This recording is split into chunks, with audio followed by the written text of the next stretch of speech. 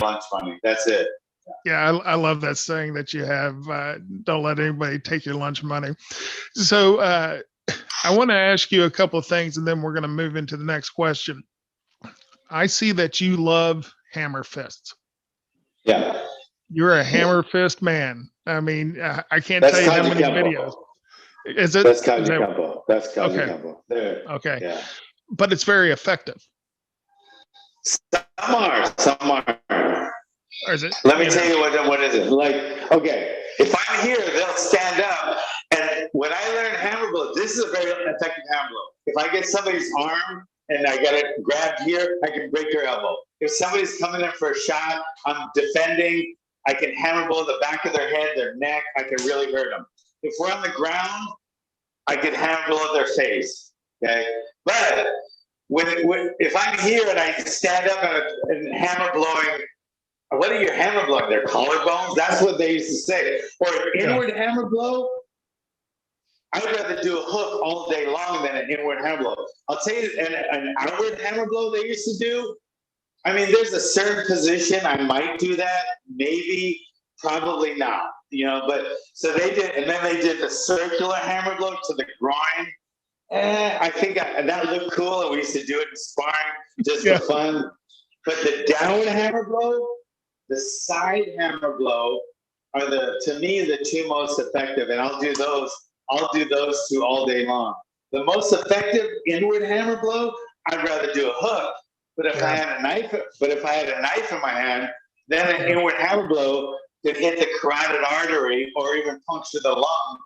And an outward hammer blow could attack the eyes.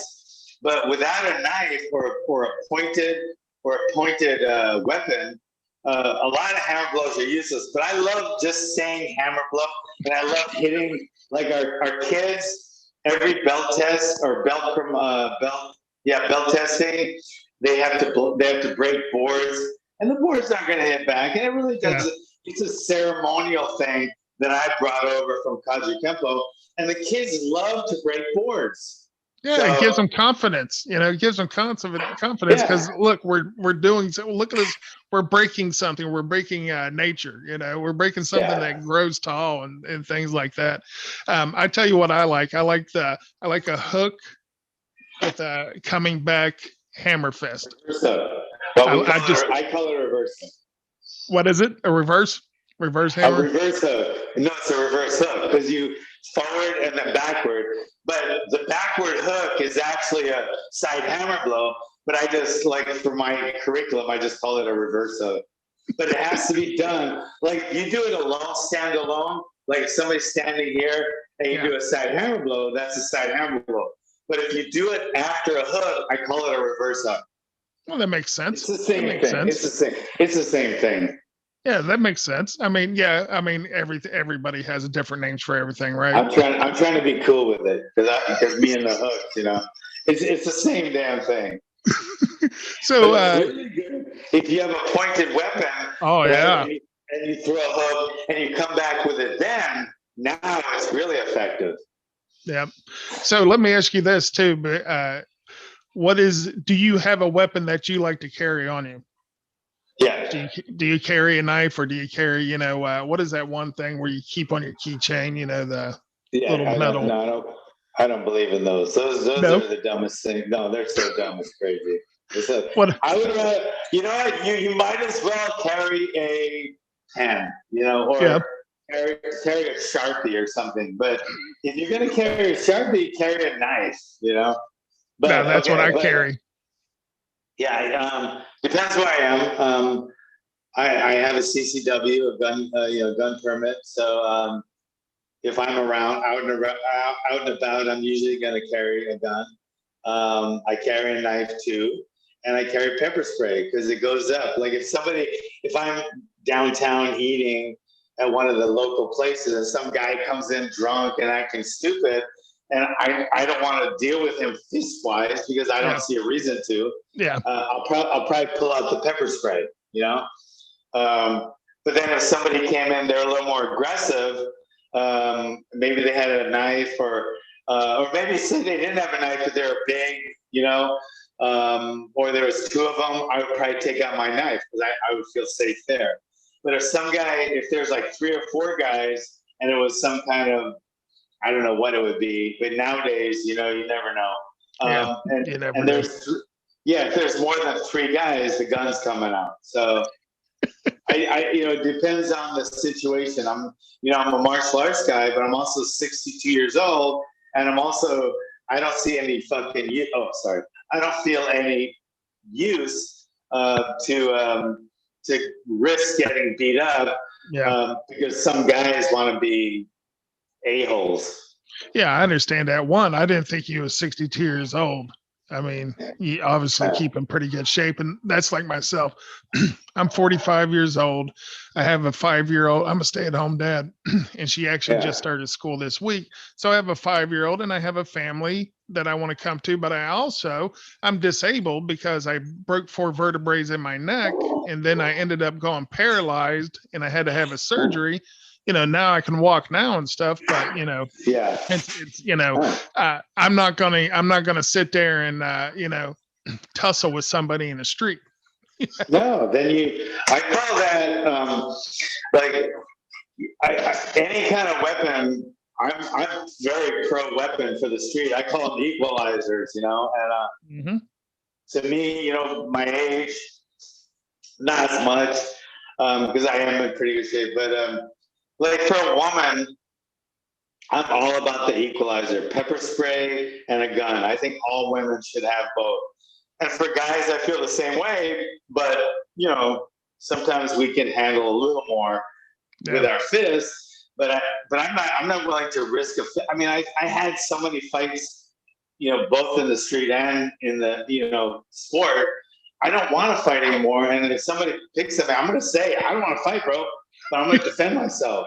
Yeah. So if I have to use my fist, I will. And if I have to use something else, I will. But I'm going home.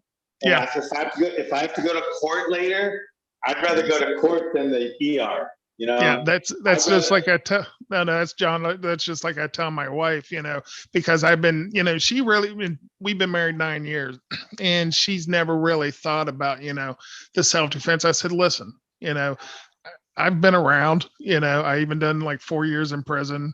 I've been around, and I know that the world has crazy people all through it, that don't care about you, don't care if they hurt you, don't care about just walking down the street and punching in the face. And that's even happening a lot more these days. So I started telling her, I'm like, listen, self-defense is a very important thing.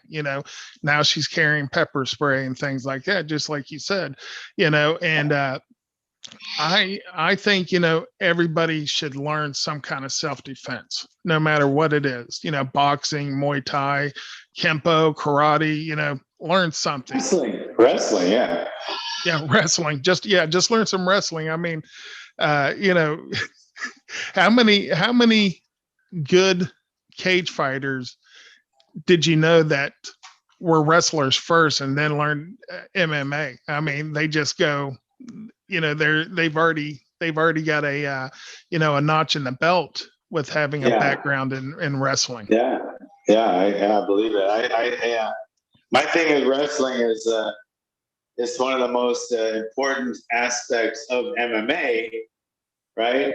But when taken apart and separated from MMA and it's alone, to me, it's like the most boring freaking sport there is. I mean, it's two grown-ass men rolling around in spandex.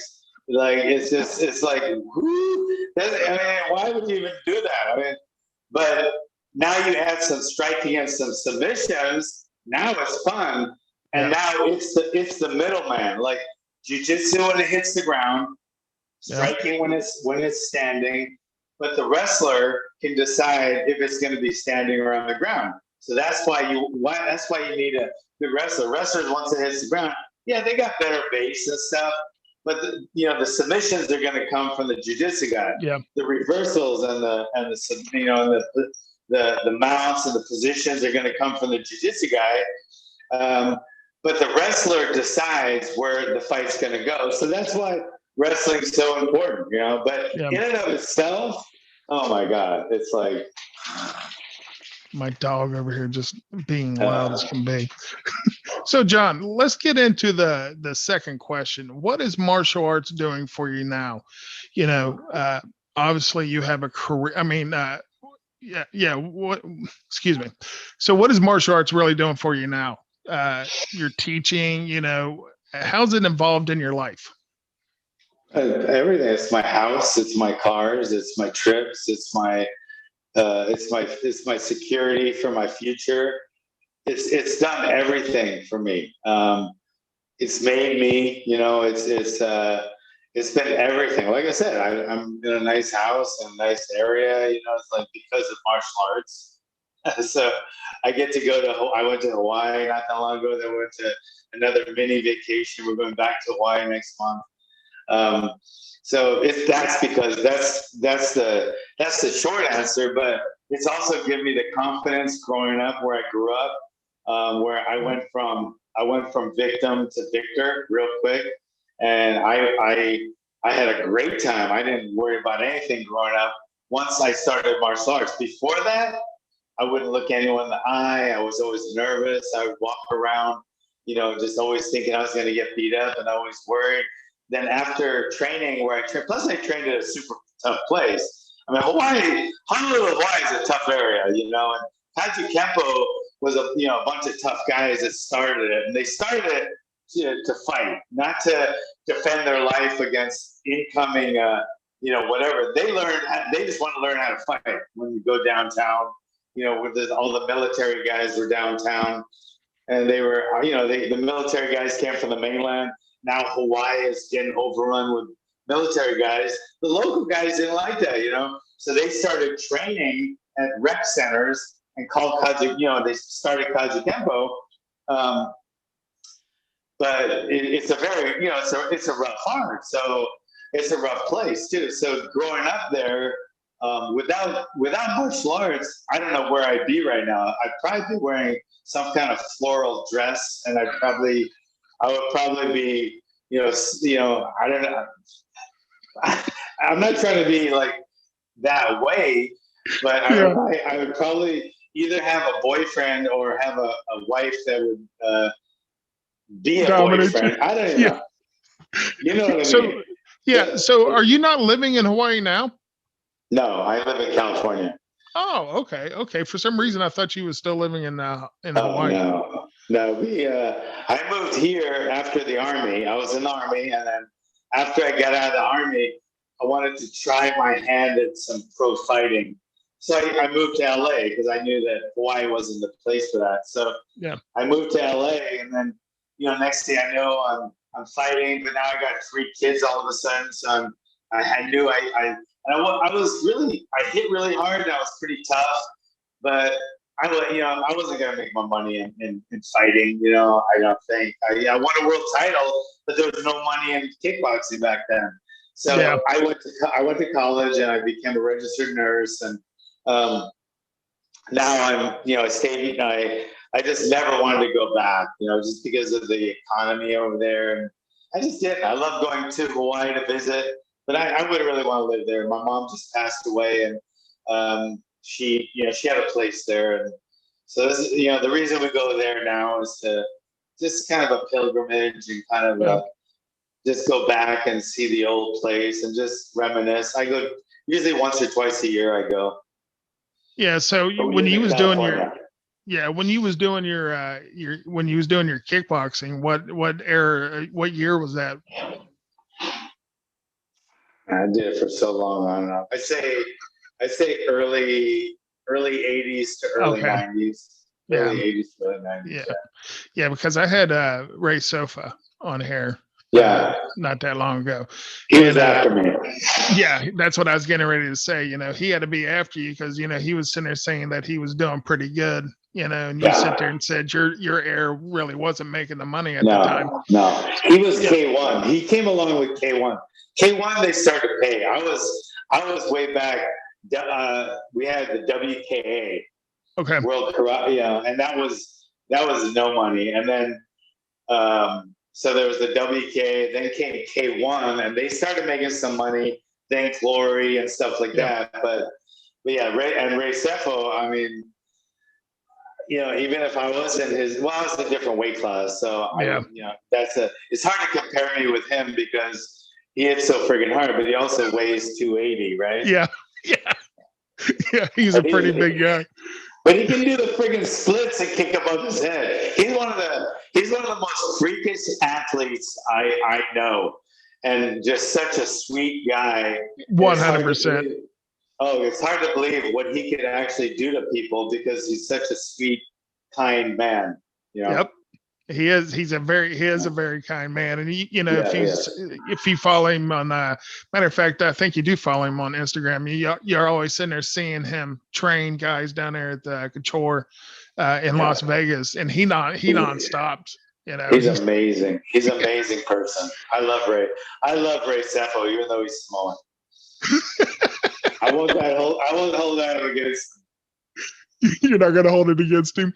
So let me ask you a question. Have with your being Kempo karate and stuff, what do you think about like the karate combat now? With that giving people that's with a karate background that don't really want to do MMA, like Gabriel Vaga, he's over there now.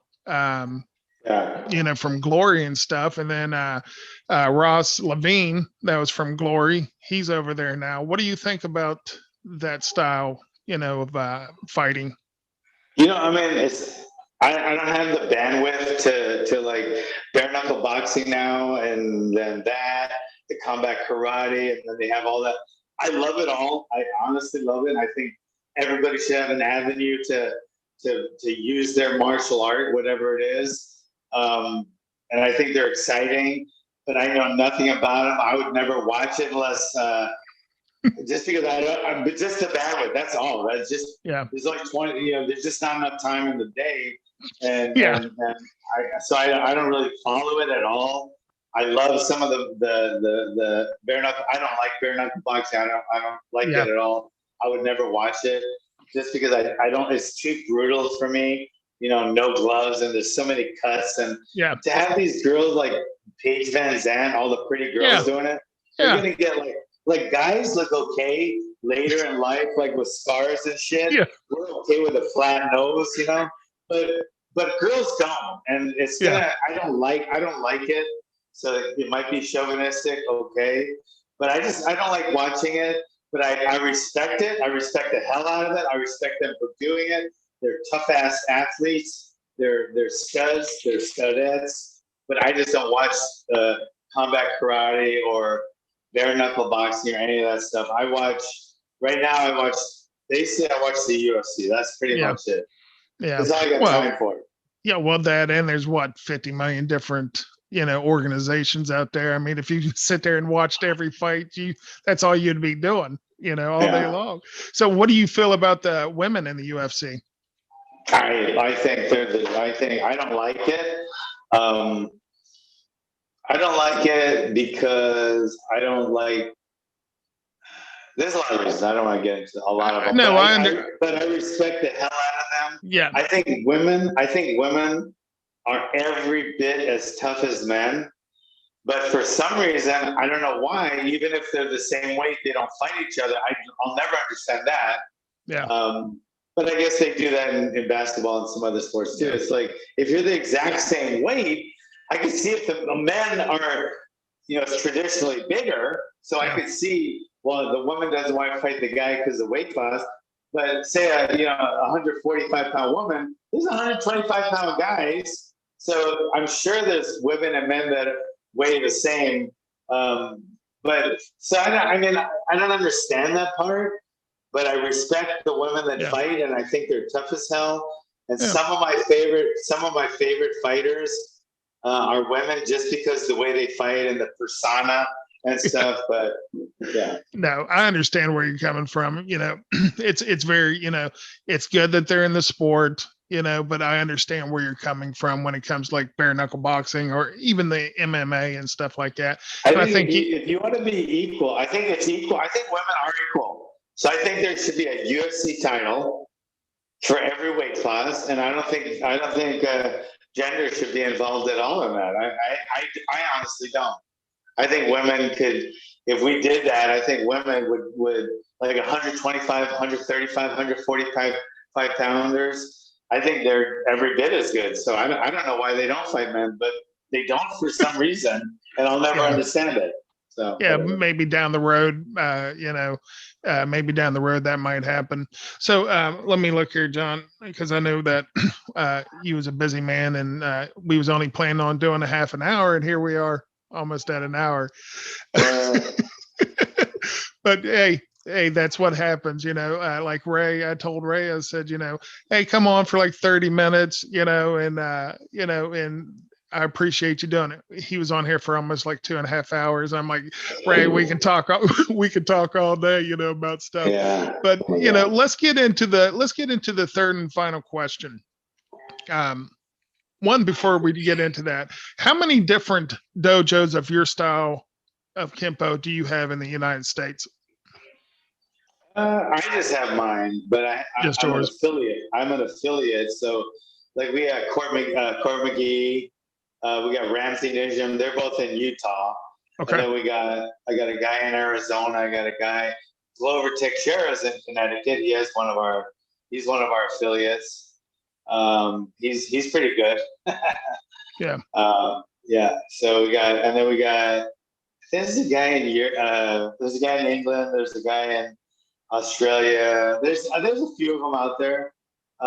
We have 3 just in our town. We got San Luis Obispo, we got Tascadero, we got Arroyo Grande, we got one in Malibu. You need to get one in Oregon. You need to get one in Springfield, Oregon. Yeah, come to Oregon. I need one. How far is that from White Salmon, Washington? Oh, Washington, we're only like maybe 4 hours from where I'm at. Probably not even that. Yeah, it's not even that far. But yeah, you need to get one around Eugene. I mean, yes, there's only like literally, if you go onto Google and type martial arts near me, the list is like that long. Yeah. Oh yeah, there's tons of it on there. But let's get into the third question, John, so I can let you go. Matter of fact, I got Smiling Sam on right after you. I gotta do a podcast with him too. So what is your plans for martial arts in the future? I'm pulling out of training fighters. I'm focusing more on the gym, my school, the operating of my school, and the trying to touch as many lives as I can in my community, which is, the Central Coast of California. I want to keep my online course going. I have an online dojo. I want to reach as many people as I can, because I think our system and our culture and our philosophy is so necessary in today's world. Mm-hmm. So I'm just trying to reach as many people as I can. And kind of come back on the fight world. I'm trying to pull away from that and focus more on the gym. The fight thing was never really one of my main things. But then when Chuck came along, and of course, and that's where I got known for, because of Chuck, and then Glover, and then some of the other guys, But if it wasn't for Chuck coming up, I probably never would have trained fighters, because I was just training people to become black belts in Hawaiian Kempo. And then, so obviously I took a turn there, but now I'm kind of coming back and just going to focus on trying to teach as many people as I can to, number one, be alphas instead of betas. And number two, not let anyone ever take in their lunch money. So that's my main goal in life, really. I love that, John. 100%. Never let anybody take your lunch money. Yeah, I love watching your Instagrams and your, where you're showing your gym, and that looks like an awesome gym.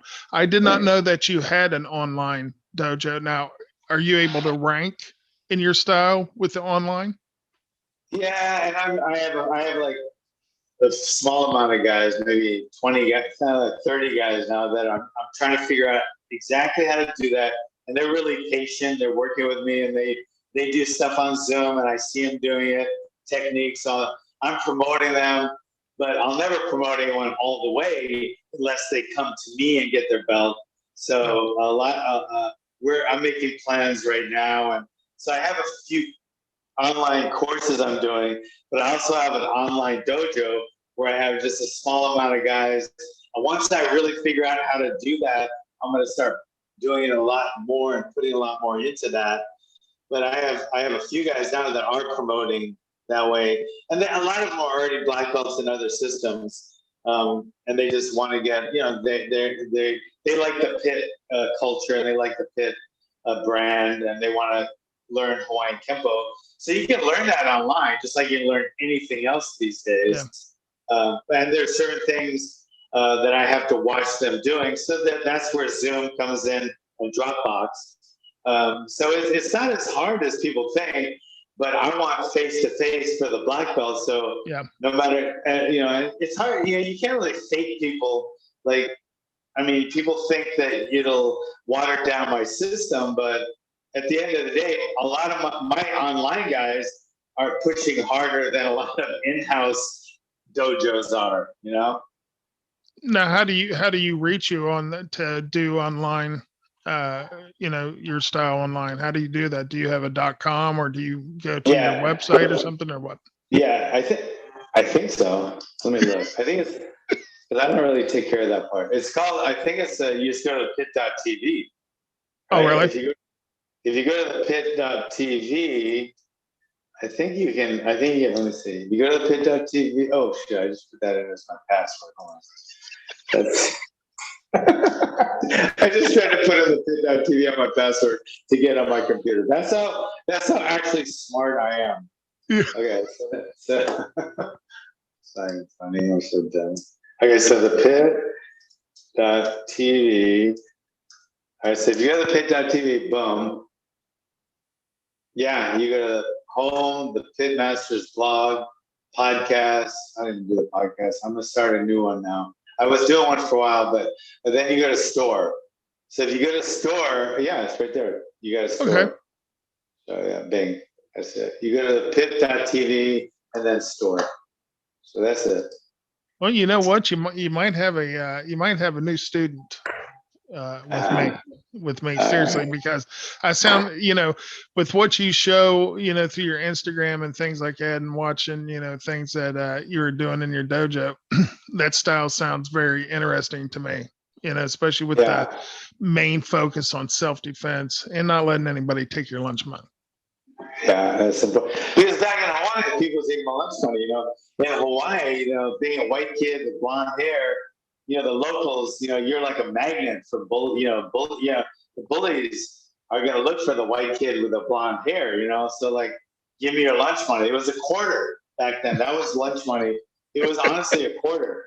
You give a quarter, you wait in line, you give a quarter, and you get a plate. It's like a plate with a little bit of salad. There's a Jello. There's some vegetables, and there's like a spaghetti, or there's a meatloaf, right? And that's a quarter back then, But you have to wait in line. So, take your lunch money. And then one year, I think I was in 7th grade or 8th grade, but I was already training because I knew, what getting picked on was like, and I knew that it was going to get worse and worse the older I got. Yeah. Because the people got more violent from like 6th grade to 7th to 8th grade. So I knew I had trained. So I was already training. I had already been training for like 2.5 years by the time I hit like 7th going into 8th grade. So I remember Daryl Silva tried to take my lunch money one day, and he was the toughest guy in school. And I was this little blonde kid, and I was like, nobody knew who I was.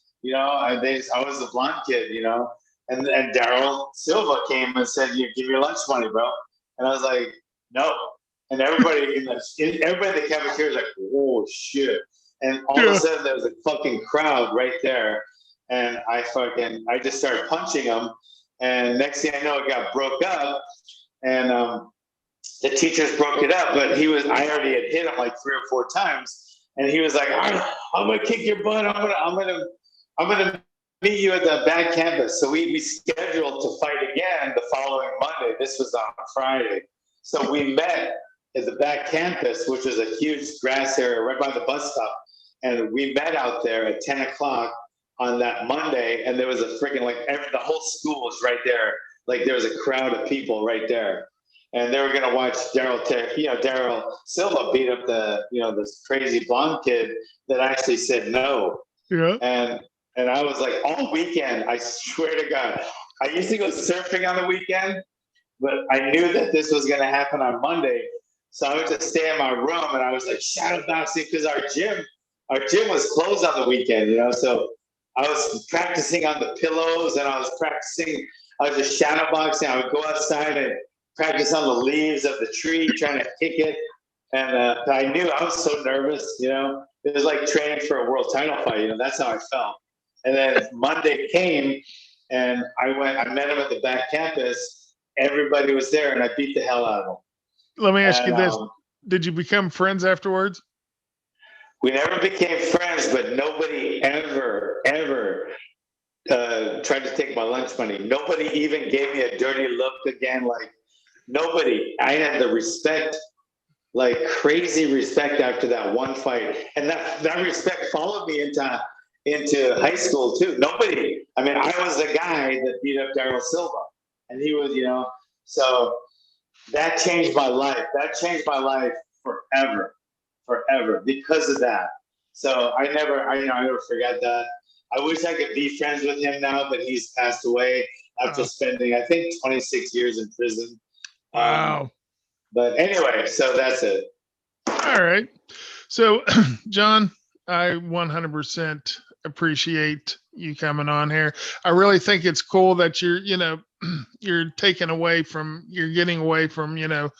training fighters to going back to your original roots, to help people, become stronger people, mind, body, be able to self-defend themselves. And, I think that's really cool because I don't think you'd see a lot of people doing that, I think a lot of people would sit there and want to just keep training fighters and have their name out like that. But I really think it's cool, and you should, people should applaud you for going back to your roots and, going back to the community.